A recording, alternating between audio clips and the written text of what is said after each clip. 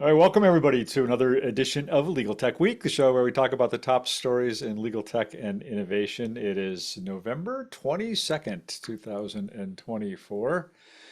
And I'm Bob Ambrogi. I'm the host of the show. And the big legal tech news this week is that we have a new panelist joining us as a regular. So she's been a guest panelist on here before, but we're very excited that she's going to hang out with us a little more regularly from now on. So Julie Shabwale, welcome to the show. And why don't you tell people a little bit about yourself? Hi everyone, I'm Julie Shabawali coming to you from the wonderful, safe country of Canada. In case you're looking to move, I am a legal tech journalist. I write mostly for the CBA National Magazine, but I also write for other publications like Canadian Lawyer and Canadian In-House. And I am pleased to be here with you all every week to talk about all the fun legal tech stuff. Well, we're really excited to have you and welcome to you. I don't know about Canada though. It's too cold up there. I don't want to move to the UK or Canada, frankly. I got to find somewhere better. But how about the UK? Caroline, why don't you say hello? Yeah, I thought you were all moving over with me. That was the plan. We were going to go to the pub. Well, if you put it that way. Caroline Hill, great to be here. Thanks for having me, Editor-in-Chief of Legal IT Insider. Nice to see you here, Julie. Great that you'll be on the panel. Right. And Victor? Hi everyone. My name is Victor Lee. I am assistant managing editor for the APA Journal. I was planning on moving to the UK because that way I could watch Manchester United lose every weekend and replace their manager like on a semi-yearly basis. But Canada works for me too. All right. And Stephanie. Hi, everyone. I'm Stephanie Wilkins. I am the Director of Content at Legal Tech Hub, and I am fine with either Canada or the UK. Just count me in. I'm there. I don't care about cold. Okay. And last but not least, Joe. Joe Patrice from Above the Law and the Thinking Like a Lawyer podcast. I am still in the U.S. I will not lie and say I haven't investigated how to leave, but I am currently here and digging myself out of not as much snow as somebody just said in the chat, but a couple inches here. Yeah. I got to getting started on my Italian passport. I think we talked about this in another show, but I got to work on that. Probably one of the biggest stories of the week also comes from Canada, with a law professor up there causing some trouble, raising a ruckus a little bit. And Julie, you want to do the honors of kind of telling us a little bit about that? Yeah, absolutely. This is from one of the publications I write for CBA National, and we have Benjamin Perrin from UBC writing about his experience with LexisNexis AI Plus. And I know folks here will be familiar with that software, right? LexisNexis using generative AI tools with its database. So that was rolled out in Canada later compared to the US. And Benjamin does not so pleased with LexisNexis AI Plus. He actually says he found it disappointing because the software was giving hallucinations. So I've written quite a bit about generative AI, and I stumbled across this earlier this year, but it was mostly US cases, so I didn't really talk about that since they hadn't rolled out LexisNexis AI Plus in Canada yet.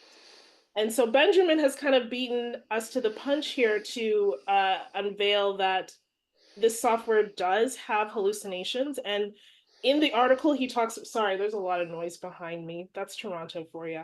But he does talk about how the software gave him fake legislation, how it was verbatim copying text head notes as case summaries. He says that he did bring this up with LexisNexis, where he says it was pretty much dismissed. And so he gives the software a failing grade. So I'm really curious to hear from other panelists about what they thought about this article, since this is pretty big to say that a legal tech AI tool that is designed for lawyers is hallucinating, kind of in a similar same way as ChatGPT and other generative AI tools. So we should say that we did get a email from the PR person for LexisNexis, who also happens to be in the audience today. So be kind. But so they gave a kind of a long response. So I dropped it into ChatGPT for a summary, and the word that came out was bullshit. That's not true. ChatGPT did not say that.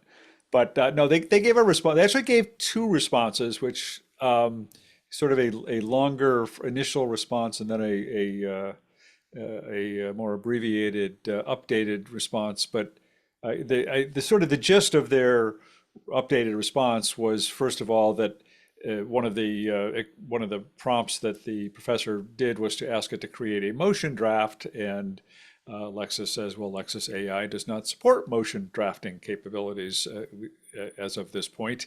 And that perhaps we need to update the product messaging to the user to make this clearer. So apparently that wasn't clear. And on the summarize a case issue, the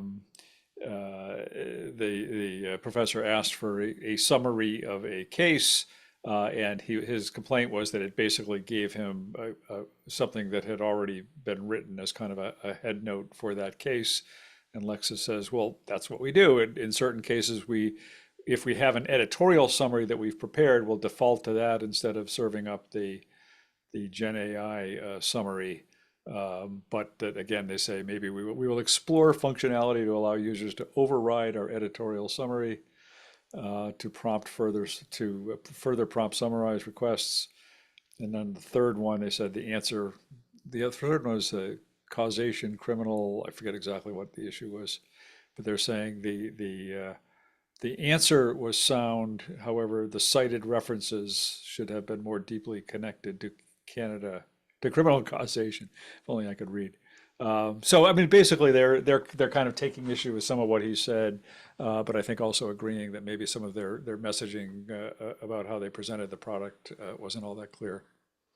So on that third prompt, they say what's the test for causation in criminal law? And they mixed up criminal and tort, and got it completely wrong. He said it was riddled with mistakes, which is interesting because that's not hallucination. It just completely plain got it wrong. Citing incorrect cases, and he said if students had submitted it, they would definitely have failed. Yeah. Well, let's go back to students should check the work of the AI before they submit it. Yeah. I mean, yeah. Do you want to take each one? I mean, each one is quite different, right? Like, I think each one kind of turns on its merits, and as probably many people have been doing, we've had a bit of back and forth. We've spoken to both Jeff Pfeiffer and Ben Perrin, and it's more my colleague Neil Cameron. So it's a shame you couldn't have him talking more intelligently, but obviously I've written about this as well. But they, on the first one where it said he tried to draft a motion and Lexis said that's not proffered, they've obviously come back and said that has been updated. But the fact is, the question that Professor Perrin was saying, well, why is it there as a use case? He was like, well, it wasn't clear. Sorry, I know you've got PR, but to me, they had this is an evolution, right? This all of this stuff, but some of these errors are tricky, because what he was saying was, if you've got a student, which is really what this comes down to, if you've got a law student, particularly the ones who aren't that great, right? The really great ones probably going to not be troubled too much by this, and the professors are not going to be troubled, but the law students who are perhaps struggling, who are going to be using this to support them, they're the ones that are going to come a cropper with this, and that's the issue for all three of these prompts.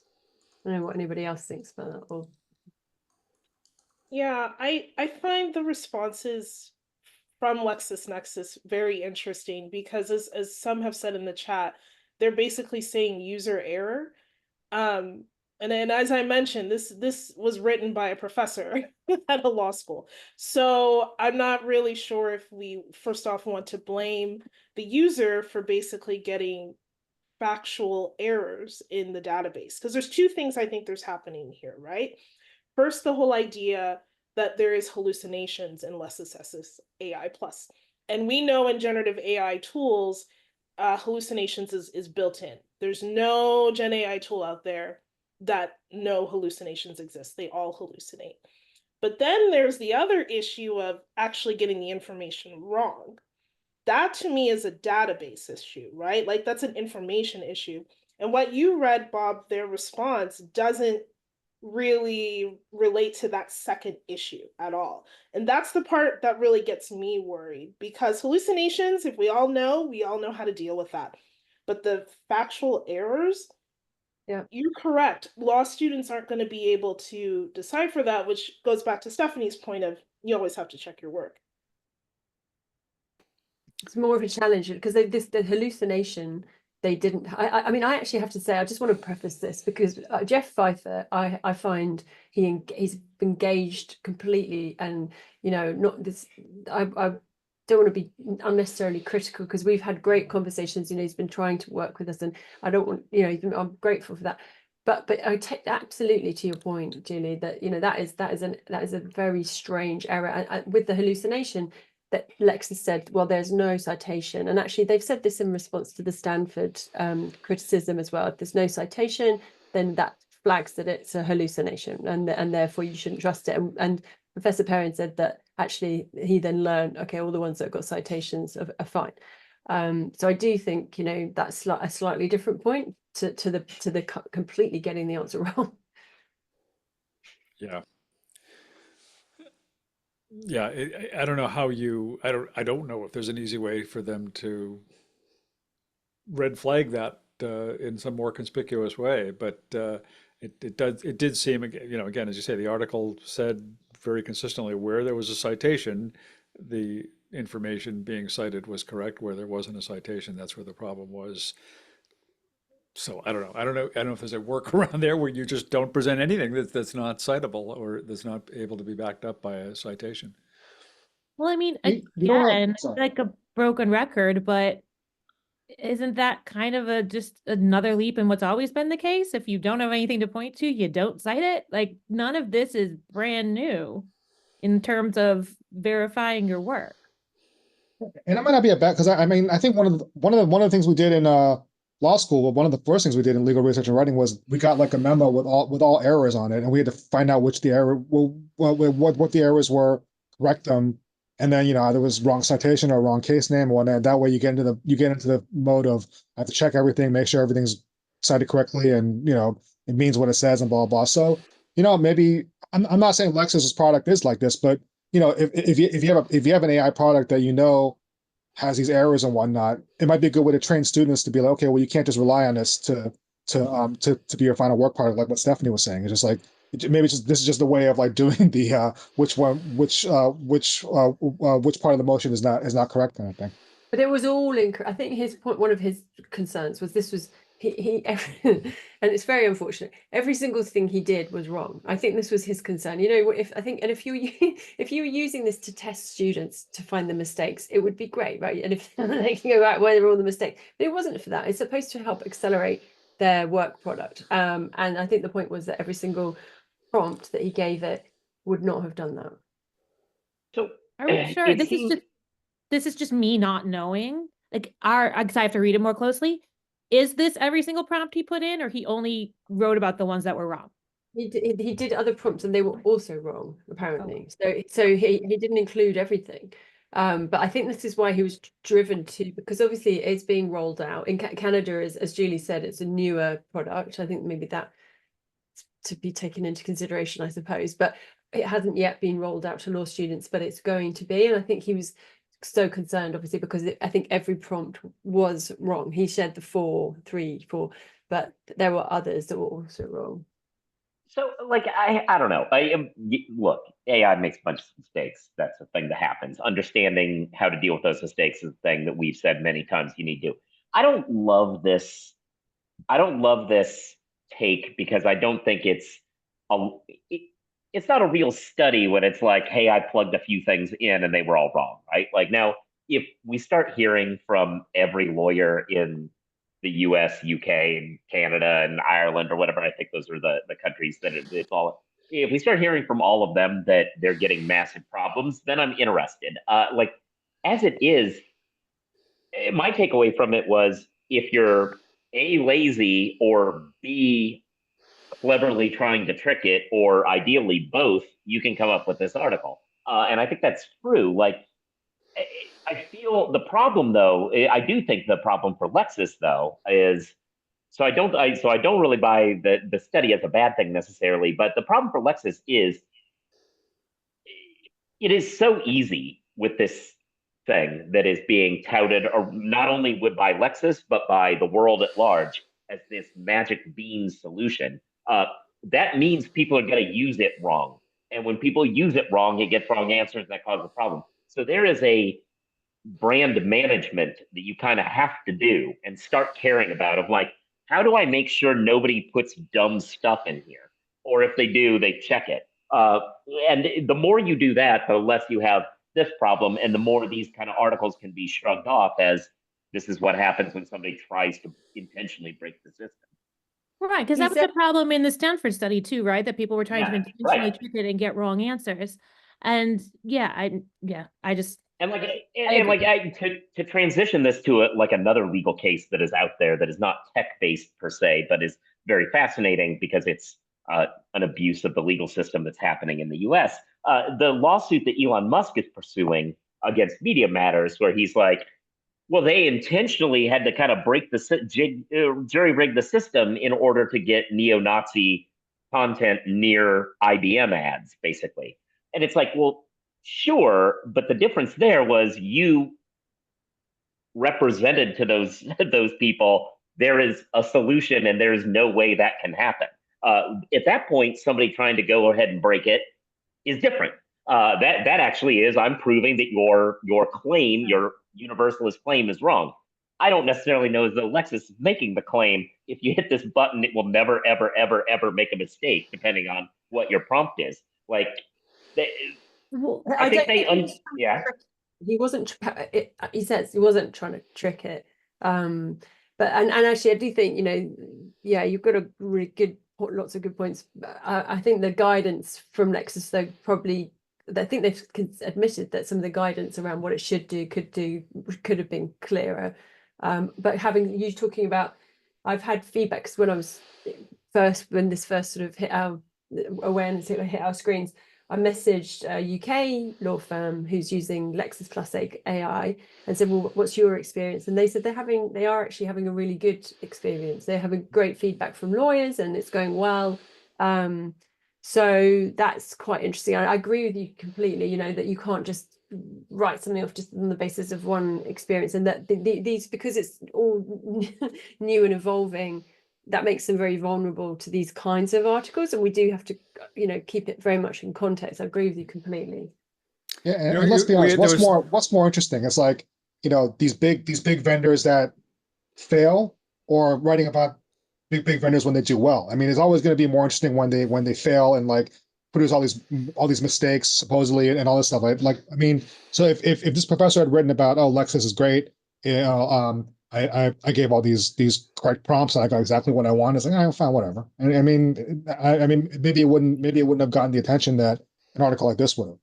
Yeah, there's after the if we think back to after the Stanford study came out and everybody was, initially there was a lot of sort of criticism. At first there was a lot of surprise at the results of that, then there was some criticism of it, and then there was a lot of discussion about the fact that there needs to be a whole lot more objective and systematic benchmarking of these different platforms, and that just hasn't happened. So when somebody like this comes along, I mean, Joe, I take your point about maybe this wasn't the most scientific of studies or whatever else, but it's kind of all we have right now.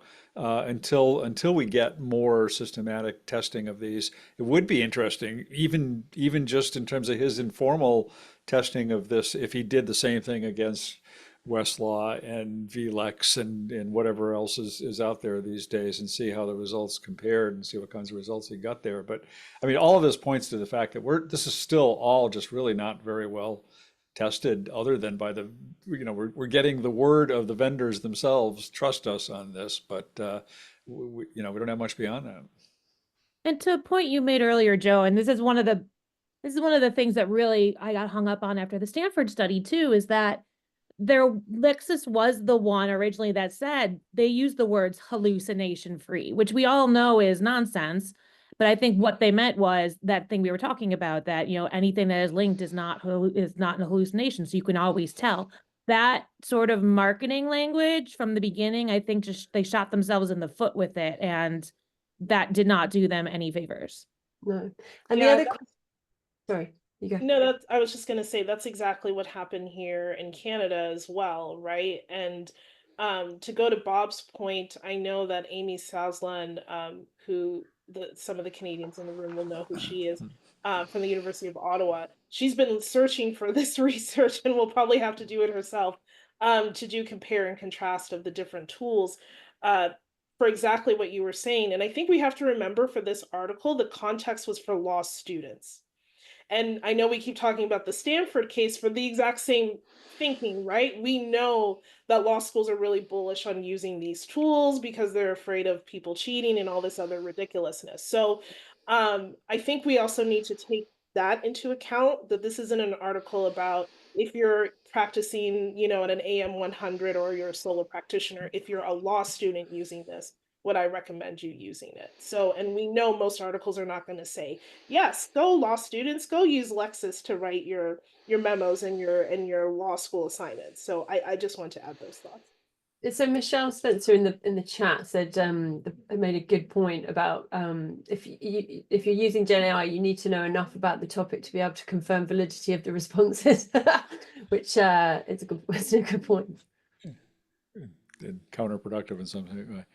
But it was the other interesting thing, actually. I was just looking back at the response that Lexis sent out, and one of the in the expanded initial response, the longer one, they said Professor Perrin suggested Professor Perrin suggested that users prefer AI summarized cases to human summarized cases.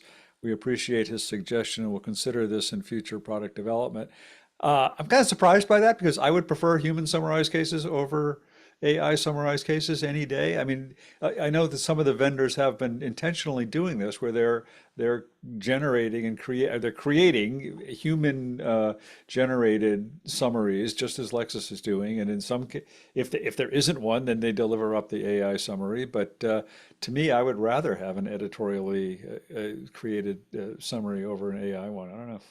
Part of the problem, though, and this goes to the what's the terminology? The enshittification of everything. That is the risk, though, because in my personal messing around with AI, have found that it does a better job when it's looking for other AI-ish stuff. Like it understands the way it tries to think, and so I actually am very concerned about the fact that you would prefer that, because yeah, it will be something that the system will do a better job with.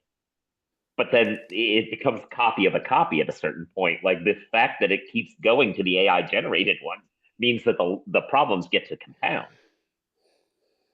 Yeah, and I'm not clear. Maybe I missed this in the article. Was Professor Perrin saying that he preferred the AI generated case summary to the human one, or was he just saying that it wasn't cited properly? Like I agree with you, Bob. I'm not sure if we should be making any assumptions about what users prefer in terms of case studies summaries. I don't think we have enough data or information to say if people want AI case summaries or not. Yeah, I wasn't clear that he was saying that either. But that's what they said in their response. So apparently that's how they read it. I prefer it summarized specifically by somebody that I can bill a huge amount of leverage time on. That's what I. All right. I'm just gonna. Well, I don't know. I just can't bear it anymore, Joe. I have to get to your story. It's. All right. So this is fair enough. So this isn't particularly techie, but for longtime followers of this show, believers in the lore of this show, we have had arguably the most fun we ever had on a show was when I talked about a bear-related tech case. So there is a new tech situation, a new bear situation, sorry, that is not hugely techie, a little bit. I mean, there's some angles. So we'll talk about that. So yeah, so bears. They're in your neighborhood and they can attack your car at any moment. Probably not. Anyway, in LA, well, maybe. It is very possible. Listen, out in LA, there was a series of attacks on luxury vehicles, a Rolls Royce in particular, as well as two different models of Mercedes that were all attacked by a bear who broke into the car and ripped up the interior. So it was a grisly Why? attack. It was a grisly attack. Well done. See, this is what we do. Anyway, so bear with me here. The what happened next is the owners of these vehicles, of course, filed insurance claims.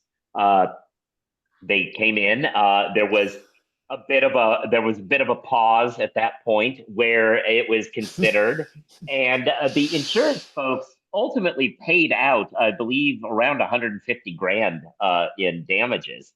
But while they were doing this, on one side, they having talked to their in-house counsel, had reached out to the California Department of Insurance to question whether or not they really believed this. It's possible they really questioned it because they didn't think bears could break into cars, but it actually turns out bears can open car handles, I guess. Now, why you wouldn't have locked your Rolls Royce, that's a whole different question, but moving on. This brought up some security camera footage. There was surveillance footage of the bear breaking into the car and causing damage. The California folks, the California regulators, took this video, which obviously we have all these AI tools to analyze video. They instead took it to a biologist with the Fish and Wildlife Department who was like, that's not a bear. And so it turns out maybe this wasn't really a bear, but a human in a bear costume, which, why would you necessarily do that? I actually have real questions. Why in the world would you destroy your own car? If you own a Rolls Royce, is that insurance fraud really what like the difference between you keeping the car? You just sell the car if you needed the cash. Anyway, but they thought it was a human. So Was it the picnic baskets they were carrying that gave it away? well, no, there was no picnic basket. Apparently, the biologist said the way the arms were moving don't match the way a bear's articulation would be. Whatever. Anyway, so that's not necessarily conclusive, but it was enough for them to get a search warrant and go to the house. And I got this story originally from Lowering the Bar, where Kevin Underhill does some kooky stories. He doesn't write like routinely necessarily, but they're always fun. He found this, and he was like, now if you thought that the search warrant might turn up nothing because somebody pulling off this fraud probably would have had a bear costume and immediately disposed it after the case, you would be wrong. It was right there. They have pictures of the bear costume that they found, and so ultimately it turns out that 4 people got arrested over all of this. But that is the most recent bear story involving surveillance and expert witnesses and not relying on AI to analyze things. And there we are.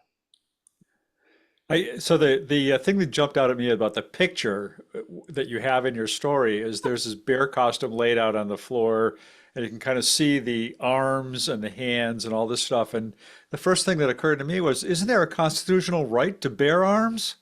Oh, I mean, thank you very much, Justice Thomas. That is absolutely right. I'm a textualist, so Yeah, only in a well-regulated militia. oh, remember when the words well-regulated militia meant something? Oh, hilarious. Those were the days, yeah. this So- reminds me of when Joe and I when we all get together in person and like wherever in America and we're sort of doing some legal tech stuff, and then Joe reminds us, he goes, this is a fraction of what I do, because we had these students come up to us at a party, and one of them, Joe, had written the story about the student getting drunk at a frat party. And we had the student coming up to us and go, hey, you wrote a really bad story about me. And then I was like, what did you write?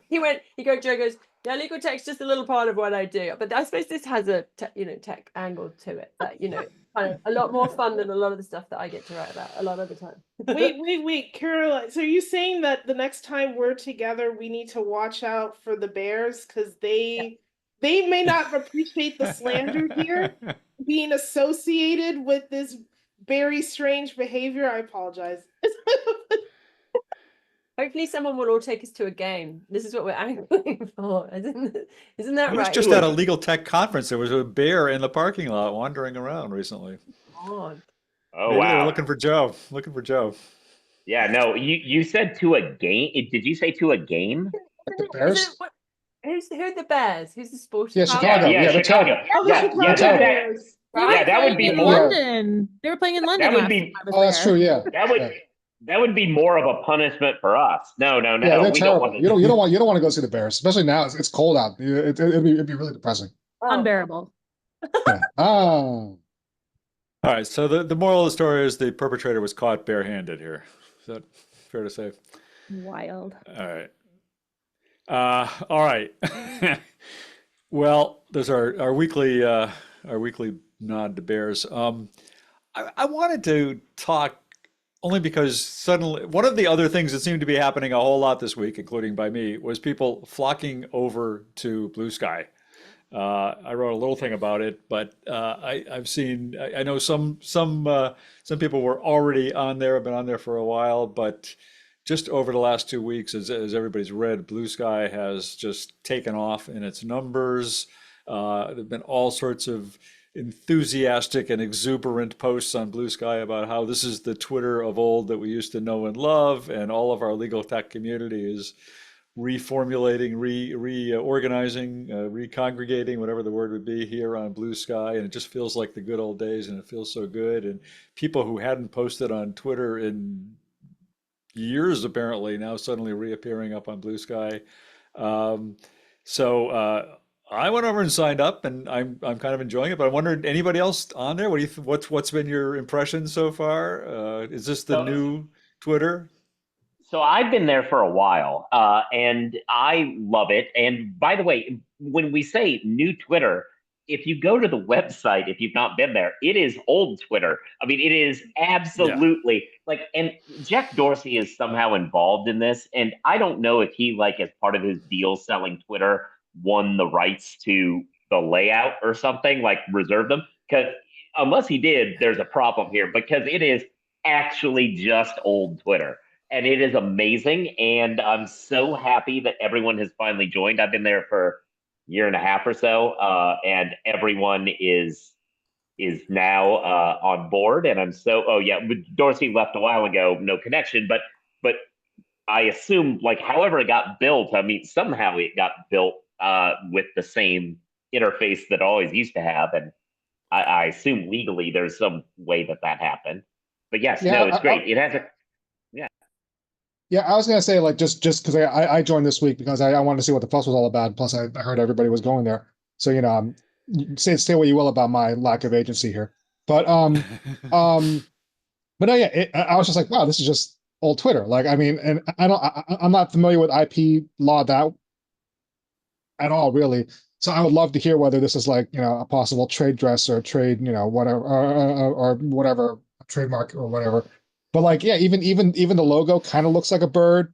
The layout is pretty much, you have the left side, you have all your you have the menu, and then you have the stuff in the middle, and then on the right hand. So yeah, it's pretty much just what Twitter was. And I'm just like, yeah, I assume there must have been some kind of.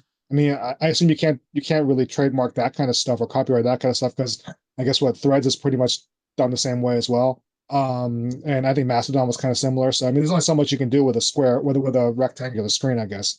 But yeah, I mean, so far I'm liking it. It's nice because I mean, I was one of those people that I never loved Twitter, but once it became what it became, I was very eager to get off it. So it's nice to kind of be on a platform where I don't have to worry about that kind of stuff as much. I was the total anomaly that was basically never on Twitter and spent 10 years having Joe being like, did you see this on Twitter? And I'm like, no, Joe, I'm not on Twitter. And then pulled up a chair right to watch it all burn down at the very end. So then I joined Bluesky in the very beginning, and all it was like anonymous and posts about the Orca uprising. And I was having a great time, but then forgot about it for like a year until the last couple of weeks. I'm not on it. I'm not on it at all. But now that you know what I'll be doing tonight. Straight after this panel, I'm going to be getting on there. And But we'll this follow mentioned in the you. comments that the starter packs are really helpful. Okay. Yes, so I have a Starter starter packs. pack. Yeah, so starter packs is one of their functions, which is fantastic, that allows you to put in create a list basically of like, hey, you should probably follow these people. I created one for legal, which is at this point wildly incomplete because so many people have joined since I put it together. But if you follow me, you can find my starter pack and then it just gives you a list of like, these are people Joe thinks are good about legal stuff. And you can click one by one and start following. It makes it so much better. And other people who created them for legal tech too, other people who created them for law professors, they're like creating them for all these things. They're super duper helpful. The only function that isn't there on this yet that really bugs me because it's the killer app for Twitter is the ability to have certain people's accounts blasted to your phone like a text, which is what I do with Twitter. So like there's like a privileged few like important like the like main outlets and whatever that I have on there. I need that function for it to work right for me, but other than that, if it gets that, then I have no reason to ever stay on Twitter.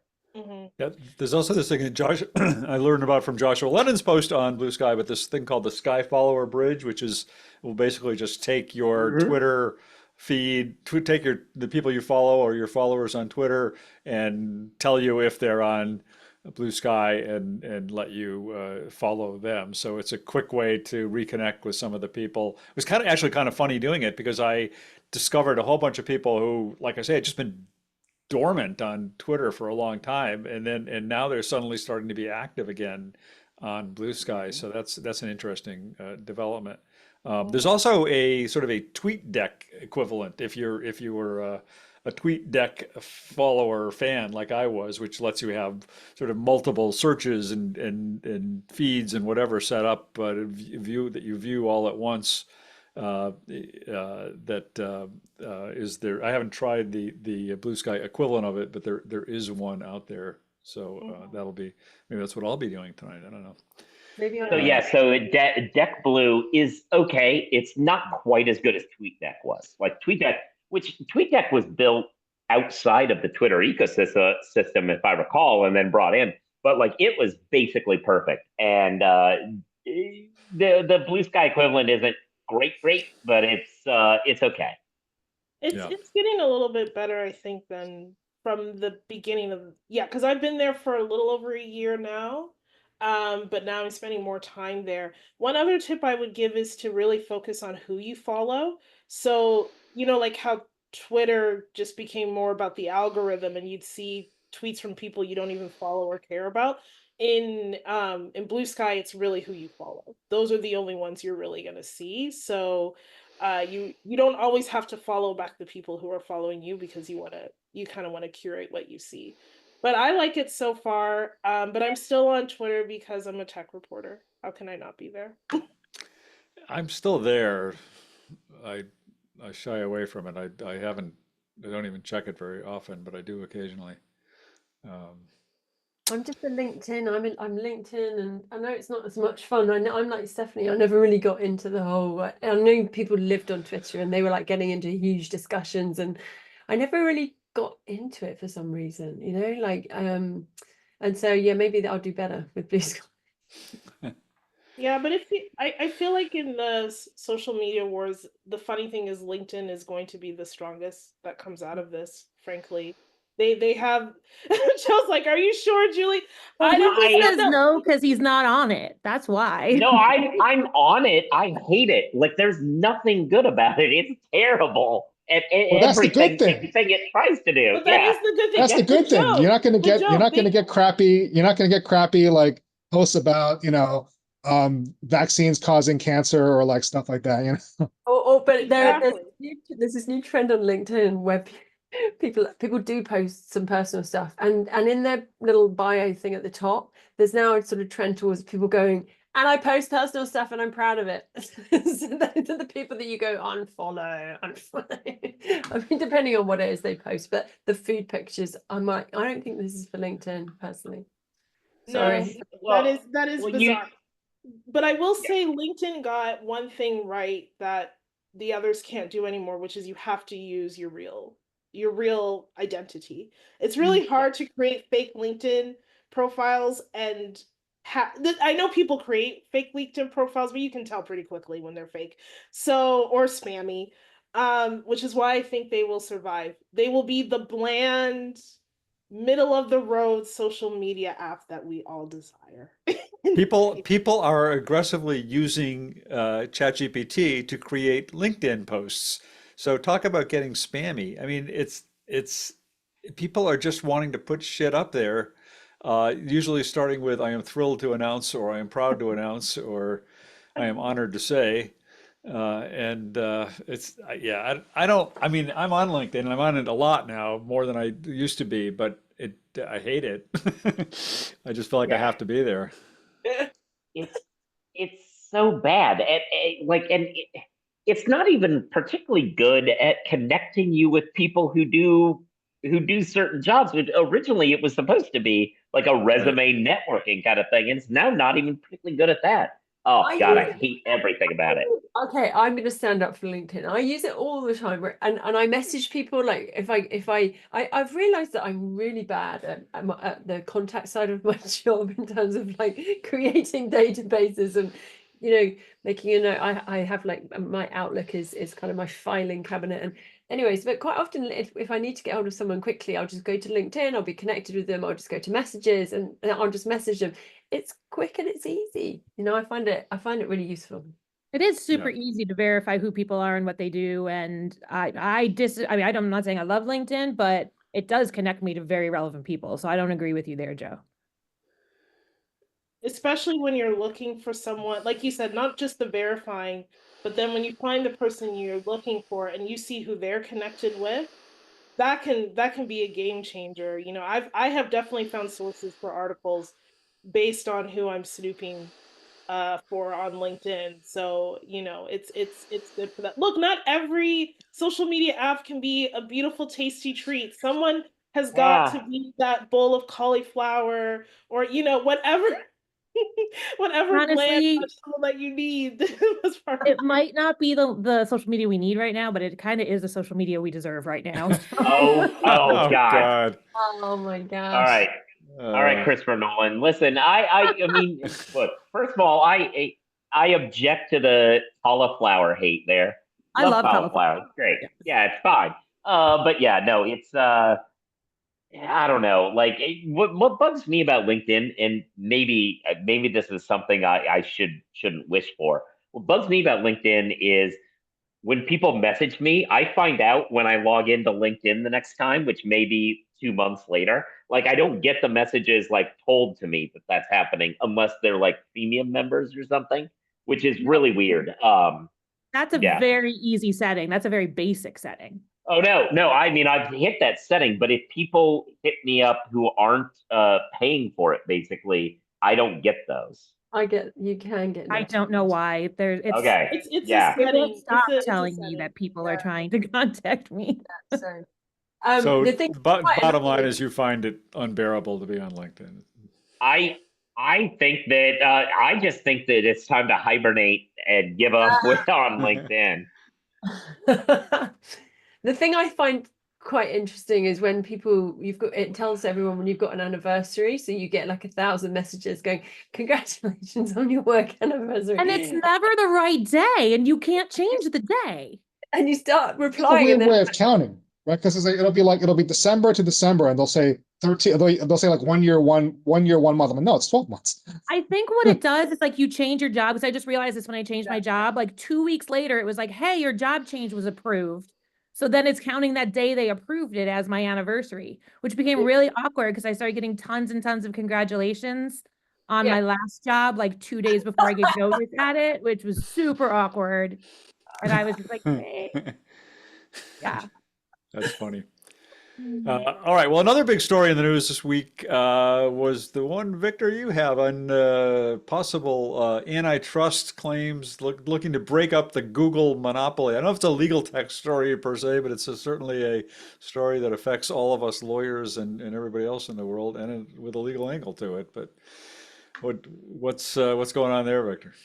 Yeah, I mean, the DOJ, they're taking a very in the last month of before the DOJ turns into Trump's personal law firm. They are taking an aggressive stance on Google, and they're I guess requesting that they be forced to sell Chrome to a third party.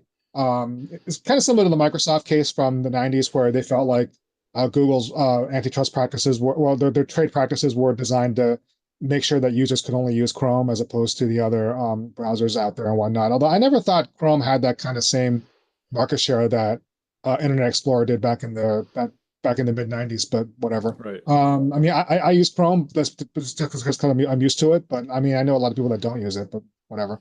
But yeah, the interesting thing about this, obviously, is that in a couple months this could all mean absolutely nothing. But then again, regulation of big tech is probably one of the few areas where, the Trump wing of the party, for lack of a better term, does have some things in common with, like Democrats and people on the more left side of the aisle.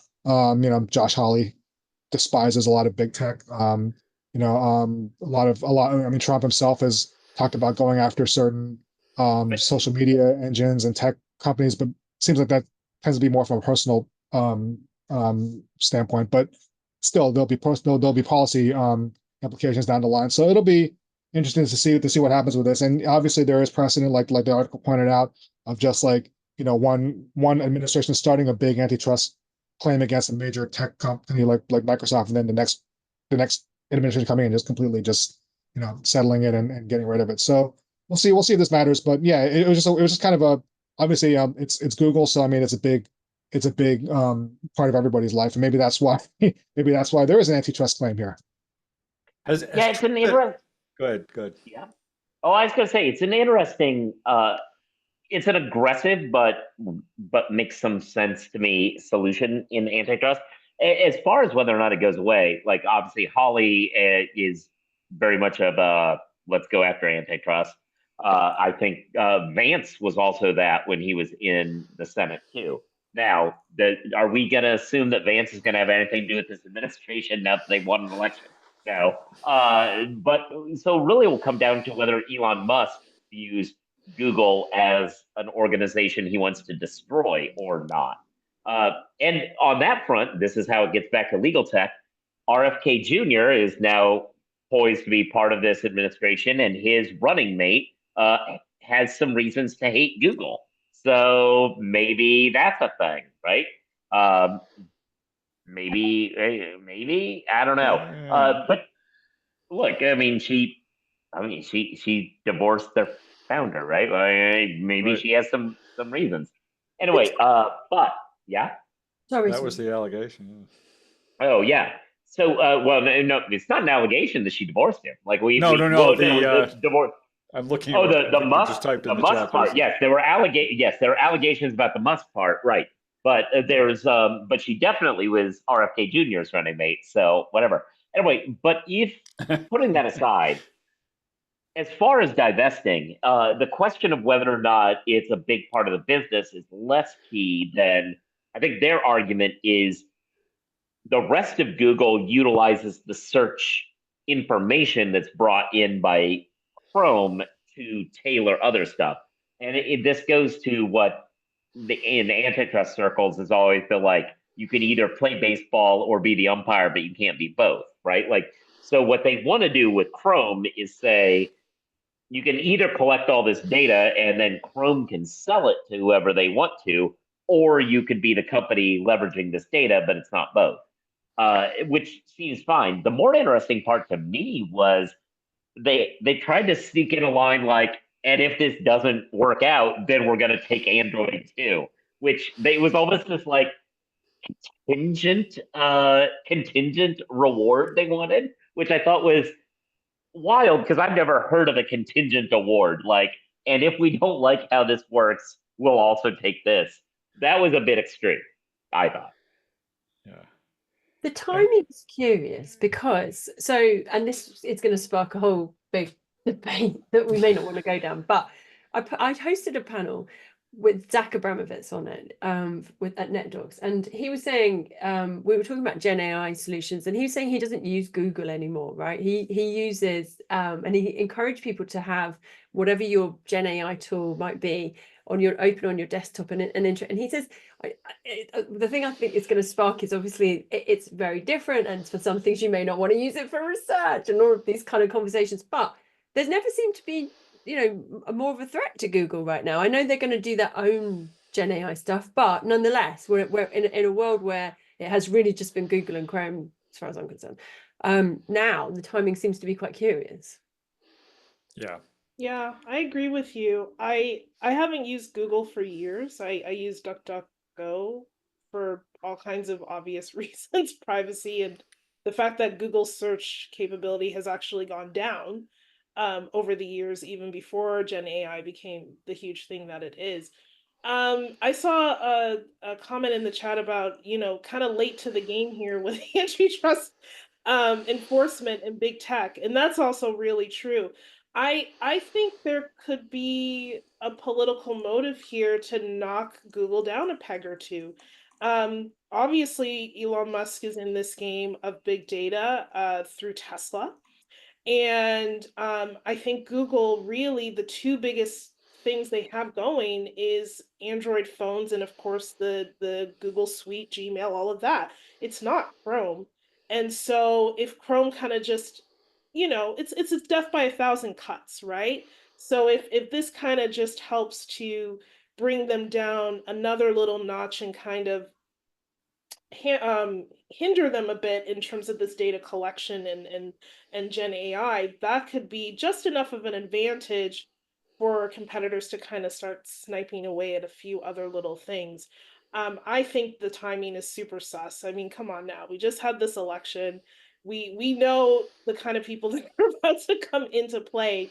You're telling me they don't co-sign this? Why would we bring this forward if this was going to be dropped in 2 months? I think this is a play, a really a bigger play to come to kind of take Google out of this conversation for the next, I don't know, 10 years. Is it all about governmental efficiency and the Department of Governmental Efficiency? Yes, that very important efficiency department. Yeah. The non-department department. I mean, has Trump ever been explicitly clear about on this? I was listening to some clip off of a campaign speech or something where he's like talking about how Google's just too big and they're just too powerful, but that's a good thing. I congratulate them for being too big and too powerful, and that's a good thing. Companies should be able to get big. And then all of a sudden he's talking about immigrants and chiseled abs or something, and I have no idea what the frick he's talking about. So, well, he said that China is afraid of Google. So as long as, but then he has a weird relationship with China, right? Where 1 minute he loves them, next minute he hates them. So depending on what he wants to accomplish, maybe he'll keep Google strong just to scare Chairman Xi. But I don't know. Yeah, if we want to go after a monopoly, what about Amazon? Yeah, but yeah. Well, that's why Bezos wouldn't. That's why Bezos wouldn't endorse Harris. Exactly. Yeah. We saw how that's working out for him right now. Totally agree, Bob. If we're gonna go after the big ones, let's go after Amazon. I mean, what a wonderful time to do that, given the debacle of what happened at the Post. But that's not gonna happen. Yeah. All right. Well, we've only got a couple of minutes left here. I know we had a couple more stories from both Caroline and Stephanie. You guys want to get into a bear fight over who gets to go? Is a bear fight a thing? I don't even know if a bear fight's a thing. I was sick this week, so I just threw one in just to throw something in. So if you want to go, Caroline, that's cool. Mine. I mean, so mine was just I interviewed Avaneesh Marwaha, who's come back to Litera as CEO. So I did actually interview him sort of pretty much as he took over, and then only just published it, which was, but so time just goes. I don't know how, but I pitched it as him answering a few burning questions. Obviously, Litera's, it's gone through some interesting times. Like they bought a lot of companies. There was a lot of dissatisfaction that they're fully aware of. So for anyone listening in from Litera, it's not a surprise that everyone in the market was talking about the teething pains in integrating the various drafting solutions that they've acquired, the Workshare and DocsCore, which were then sunsetted. And there's a lot of competition that's sprung up in that space as a result. There's talk about costs going up significantly. And so in the time that it's taken them to consolidate a lot of the companies that they've acquired, there is a lot more competition in the space. And I had a conversation, a pretty free conversation with Avaneesh about those things. And what I really liked was that it's funny because Avaneesh and I have had a couple of very frank conversations in the past where, it was slightly butting heads. And it was great, but it was so great to have him back because he really engages with journalists, right? Like the one thing that I think I've missed, and this is no disrespect to Sherelle, who, she's been the past CEO, and as a female CEO, I feel particularly conscious of not being dismissive, but nonetheless, it was great to have Avaneesh back, all kind of, chatting away, and at a time when, I think it's really important, and perhaps one of the more substantive things he observed was around the cost point, which was that there's a perception that the costs have gone up because they're owned by private equity, and that they really are whacking costs up. He said, actually, if you look at Microsoft, if you look at Zoom, he said that tech costs have just gone up. We've been through a period of inflation. They've been investing, they've been innovating, they've actually protected their customer base from the level of cost increase that they could otherwise have passed on, and that they've tried to keep things reasonable. I posted that on LinkedIn, and someone disagreed quite strongly and said, no, it's definitely because they're owned by private equity. So I'm sure everyone's got their different opinions. But no, it was just, I should post it in the chat actually. But I just thought it was great to, I really like the frank conversation. I think that there's still a lot for them to do. I think that we're going to see more acquisitions from them, but maybe there'll be more rather than the big. In fact, Avaneesh said this: rather than the big competitive acquisitions, they're going to be more specific tech acquisitions, and that they're going to be easier to integrate because he reckons that they've done now a lot of the hard work that had to be done.